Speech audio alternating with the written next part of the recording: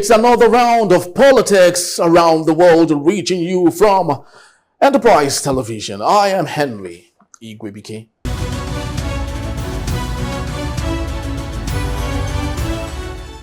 Now let's kick off this time obviously with what is going on in Africa and Uganda particularly.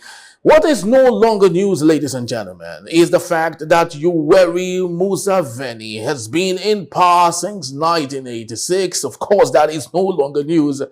But what started with Museveni in 1979 when he ousted Idi Amin's blood regime, and in 1980 his army, of course, won a guerrilla campaign against the government of Milton Obote and took over power forcefully. Now, fast forward to today. Museveni has become the fourth item he once kicked against. In continuation of the Gen Z revolution that started in Kenya, which spiraled to Nigeria and then Uganda, the National Unity Platform and UP Party, I'm talking about this man, the man you see right now on the screen. His name is Robert Kyagulanyi, but better known as Bobby Wine, had been shot in the leg by police with a tear gas canister, which his party and UP labeled as another attempt on the life of Wine, the biggest opposition to Museveni. However, ladies and gentlemen, Wine has been discharged from the hospital because he claimed operatives in civilian clothes had been trying to access his room. Just this week, police said officers had tried to stop Wine and his team from marching down a road, which resulted in the altercation. But which leaves us with the question, folks, as to why would a Museveni, who carried out a violent insurrection and dethroned a sitting president in 1979 and later in 1980, would himself be afraid of having the same happen to him? Well, that's a typical of what we see in Africa, which is similar, of course, to what is currently happening in my own darling country, Nigeria, where our leaders who protested against the subsidy removal in 2012 when they had occupied Nigeria are now the same people today who have not just removed the subsidy of PMS but have made it extremely difficult for Nigerians to access the product to run in their homes, factories, and business. My Africa, truly, this is quite unfortunate, the things we see and witness in our dear country and our continent. Well, from Uganda, ladies and gentlemen, let's make our travel to Europe, France particularly, where surprisingly, we never would have expected that one amongst the popular world democracies that have campaigned for free speech would today, like most communist countries, arrest and hope to prosecute Russian-born Telegram CEO and tech founder Pavel Durov, who has criticized the French authorities for pursuing misguided criminal charges against him instead of approaching his company, that is Telegram, with their concerns in his first public comment since he was arrested in Paris.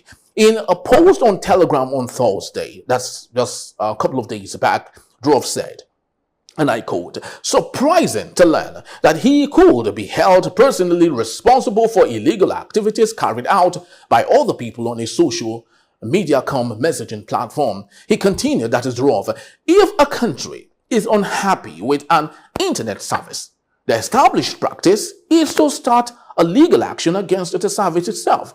Durov further stated that using laws from the pre-smartphone era to charge a CEO with crimes committed by third parties on the platform he manages is a misguided approach.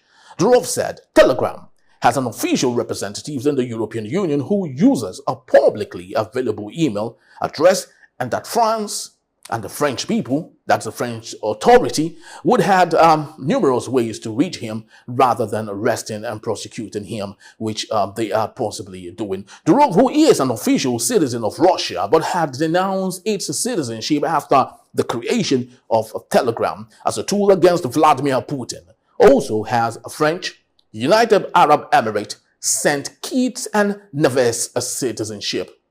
Well, where the twist is right here, right about now, ladies and gentlemen, however, is that Russia and Vladimir Putin has come to Durov's defense, especially blaming the West for also not prosecuting either Elon Musk or Mark Zuckerberg for same conduct on their various social media platforms. The question, however, is how much can Russia and Vladimir Putin do to save Durov when he had already denounced Russian citizenship? It's a very funny one, but this is another classic case of when push comes to shove. Yes, when push comes to shove, only a brother, a sister, a mother or father with bloodline, most importantly, can come to one's rescue.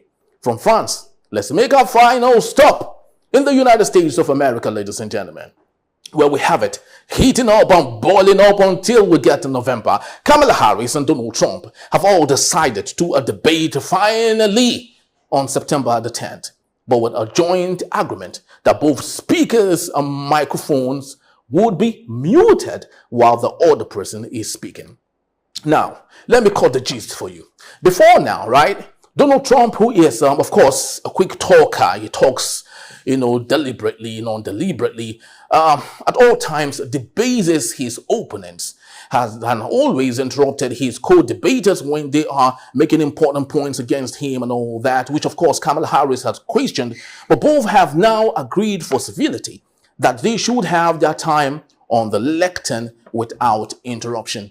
However, still in the United States of America, Vladimir Putin, yes, the good old Vladimir Putin, one of those presidents that has been there and has seen that. He has watched lots of presidents in the United States come and go, and he still remains the president of Russia. Vladimir Putin has stated, finally, during an interview on Russian television, that he would rather love a Kamala Harris as president than Donald Trump. Isn't that surprising? Well, according to Putin, Russia suffered more restrictions and sanctions during Donald Trump than during Biden, and hence would love to have a Kamala Harris continue in the good steps of the good old Joe Biden. Well, we do not know if this is ironical or that he means it, but let's see and watch how it goes. And let's not forget, Donald Trump and Vladimir Putin have been, jolly good friends. They've dined together. They've shared the same, similar thoughts and feelings together, the same ideas and all that. But let's see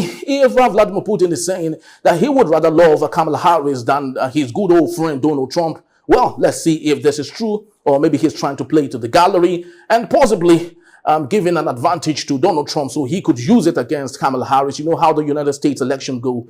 It's neither here nor there, but let's see how it goes. Well, this is just about the time we have for politics around the world. Reaching you from Enterprise Television. For more information, please do well to visit our site at enterprisetvnews.com and also like, comment, and follow us on all our social media platforms at Enterprise TV7. I am Henry Gwebike. This is Politics Around the World. I'll see you next time. Bye-bye.